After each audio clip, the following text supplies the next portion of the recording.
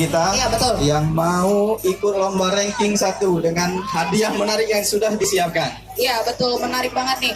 Jadi untuk pertanyaannya itu jangan nggak sulit-sulit ya. Kita udah semuanya hari ini temanya nggak jauh-jauh dari hari ini Bang ya. Iya, Mungkin betul ada sekali.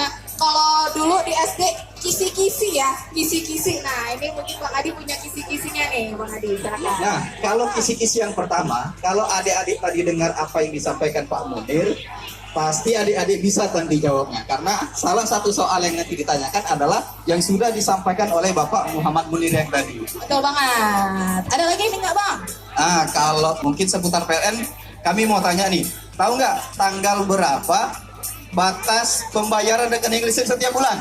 Tanggal berapa? Tanggal? Tanggal berapa? Iya, Coba betul ya, sekali. betul. Jadi adik-adik bisa ngerti nih orang tuanya kalau belum bayar listrik sebelum tanggal 20. Tanggal 20. Nah, soal itu nanti nggak bakal keluar lagi ya Bang Adi. Iya.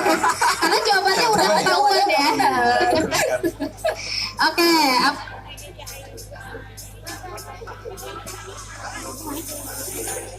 Oke.